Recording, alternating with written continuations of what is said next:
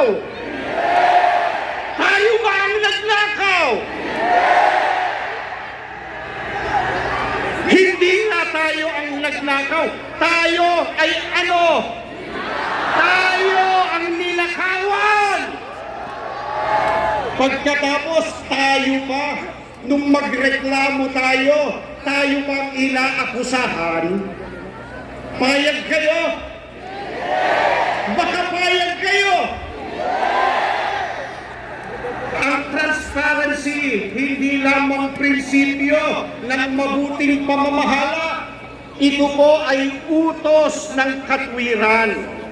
Kapag bukas ang proseso, kapag lantad ang katotohanan, nagkakaroon ng tiwala ang mga mamamayan. Ngunit, kapag may pagtatago at panlilinlang, lumalaganap ang kawalan ng tiwala, lumalaganap ang galit, lumalaganap ang pagkakawatak-watak.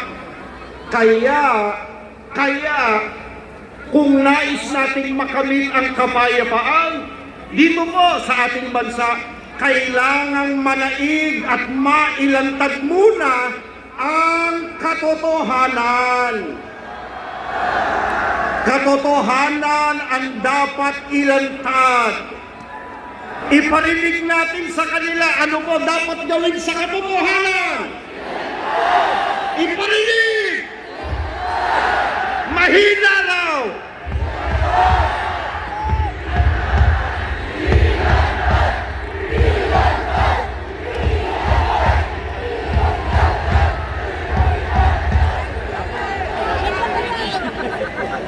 Gaano ba kahalaga ang transparency sa kinabukasan ng ating bayan? Kapag ang mga kabataan ay lumaki na nakikita na ang katotohanan ay pwedeng itago, ang kasalanan pwedeng pagtakpan, mawawala ang tiwala nila sa sistemang dapat sana'y nagtatanggol sa kanila. Ngunit,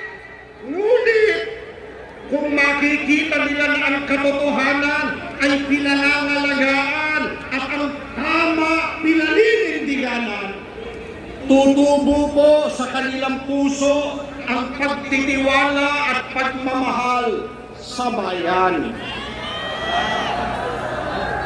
Mahal ba natin ang ating mga kabataan? Mahal ba natin ang ating bayan?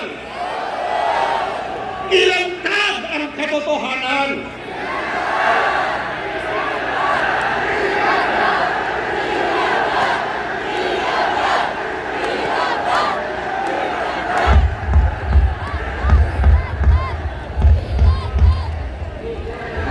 Kaya't ang panawagan natin para sa transparency, hindi lamang po para sa kasalukuyan, kundi para sa mga susunod na henerasyon ng mga Pilipino.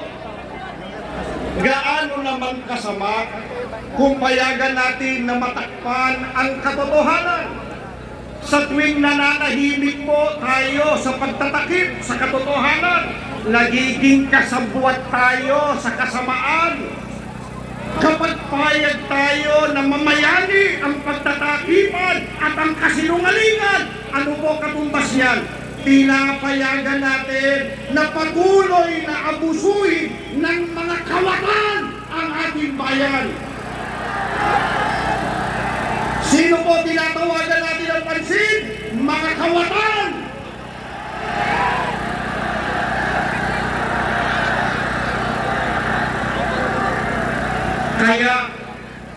Kaya ngayon, tumitindig po tayo, mga kababayan. Ipinaglalaban natin ang karapatan ng bawat Pilipino na malaman ang totoo. Dahil sa liwanag ng katotohanan, doon lamang muling mabubuo ang tiwala ng mamamayan sa pamahalaan. Kaya, habang isinisigaw natin ang ating mga panawagan, kasabay po nito ang ating mga kahilingan. Nawa, mabulat ang mga puso ng mga nasa pamahalaan. Sana, matauhan ang mga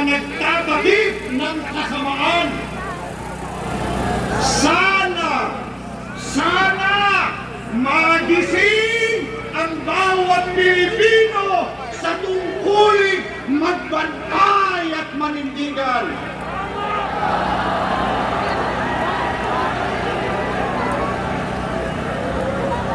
Sapagkat sa panahon ito po ng kawalan ng katiyakan, ang pagiging tapat at totoo ang pinakamataas na anyo ng pagmamahal sa ating bayan. Mga kababayan, sa panawagan natin ito para sa transparency, hindi po natin nilalabanan ang mismong pamahalaan. Ang ating nilalabanan ay ang kasinungalingan at kasamaan. Hindi po natin layunin na pabagsakin ang gobyerno bilang institusyon, kundi ano po ang layunin natin? Palakasin ito sa pamamagitan ng katapatan at accountability o pananagutan. Yan po ang diwa ng ating mga isinusulong transparency upang makita ng lahat ng katotohanan, accountability upang mapanagot ang mga nagkasala at maibalik ang ninakaw sa bayan, justice upang pairalin ang batas ng walang kinikilingan. Baka hindi nila tayo narinig. Baka hindi nila narinig yung panawagan nating transparency, accountability, justice. Baka dapat iparinig natin. Isa-isahin po natin sa kanila. Ano po yung una? Ano yung pangalawa? Isigaw natin yung pangatlo. Mga kababayan, ang ating panawagan po para sa liwanag, sapagkat sa tuwing pinipili nating ilantad ang totoo, pinipili rin nating magbigay liwanag sa ating bansa. Huwag tayong matakot sa katotohanan, sapagkat ito po ang magpapalaya sa atin mula sa talikala ng kasinungalingan at korupsyon.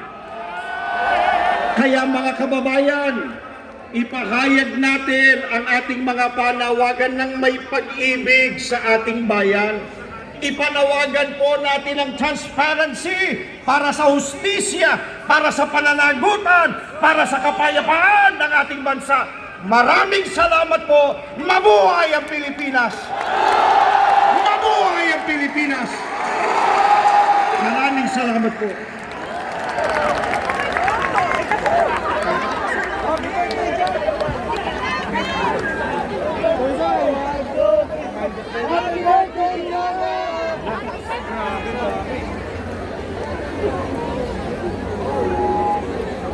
Thank you.